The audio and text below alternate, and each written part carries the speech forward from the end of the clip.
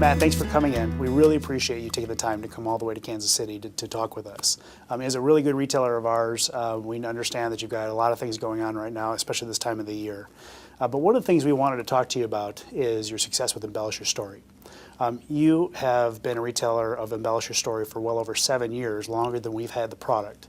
And you've built the brand at retail along with Carol in her stores and her team, and you really have identified a number of things that have become very successful for retailers. Some things that we as a manufacturer don't have readily accessible at our fingertips. So with a partnership with a retailer, we think that we have a lot of opportunity to learn from the key critical factors that you have learned, that you can share with some of our salespeople. So we appreciate you taking the time to do that. Yeah, sure. Thanks, Steve, for inviting me out here. It's a pleasure to be a part of this, and it's been a lot of fun for us to watch this concept grow in our stores and to see the success that we've been able to enjoy with it. Basically, through our work, not just in our stores, but in several stores that I've worked with in different parts of the country, we've seen really 3 common threads that, when put in place in these retail environments, have allowed them to be really successful with the concept.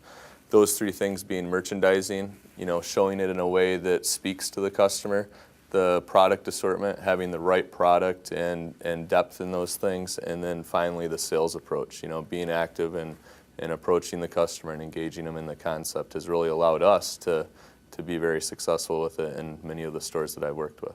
We have a store that's about 4,400 square feet, of which at this time we actually give about 400 square feet to this concept. And we've been in retail there for 7 years, and like you said, we have had Embellsh Your Story, the concept, for 7 years, and we've watched it grow. So when we began, we did not start with 400 square feet. It actually started in 8 linear feet and has grown as customers have responded to that. Yeah, over the last 7 years, we've seen steady growth despite some of the things that you hear about, not just in Michigan, but in the economy nationally. And we attribute a lot of that growth to finding concepts that drive repeat business like Embellsh Your Story does.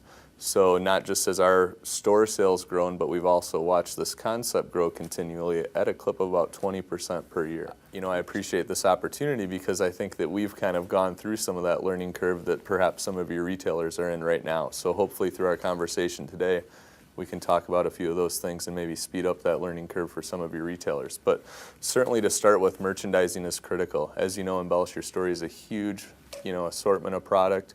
I've been in many stores that have it. I've seen some great displays. I've seen some that could use improvement.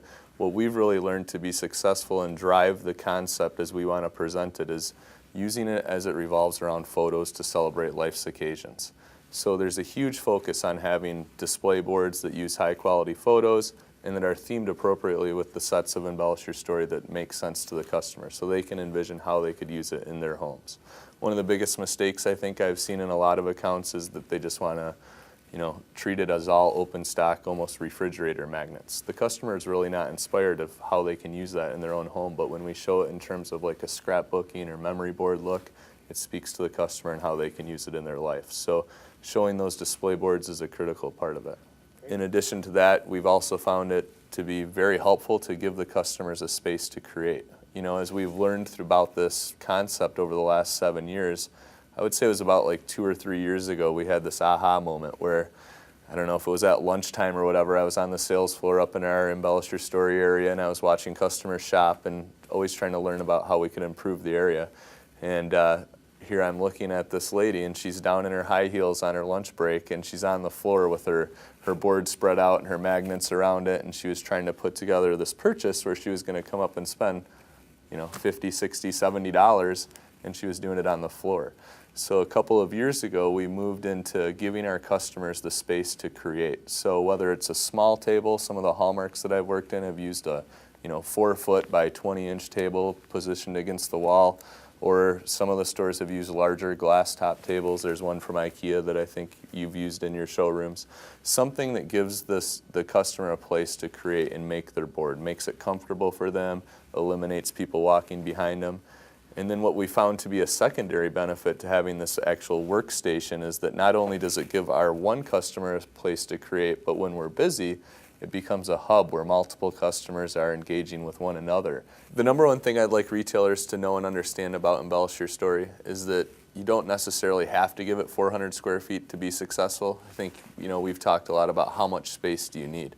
And that's really more a question of can we create the right product assortment for the retailer? And I would say that if you've got 4 feet and that's all a store can give you as an account executive, there's an assortment you can put together to be successful in those 4 feet that over time will allow that concept to grow within the store. Ideally, someone can start with 12 feet, 16 feet, but that's not always realistic. A lot of the stores I've seen, you know, are smaller stores. They might just have an area that's, you know, whatever size it is, but then it's on us to help them get the right assortment to really see that, you know, do they have adequate choices of bases? Do they have the top selling 4-packs and 3-packs? Is the merchandising there to support it? Do they have a salesperson that's engaging? You know, with those components in place, start that store at whatever they're allowing to give you, and I can guarantee you that you're going to see them start to give it more space as the sales justify it. That is the challenge for your people, because it's very different when you look around the room at everything else that they're selling, you know, and it is a full concept, you know, it's not just a product. So to get an understanding of the concept and how they can help the retailers be successful, it's going to be a little bit of a challenge, but certainly time, energy, and effort put into it, the rewards are there, you know.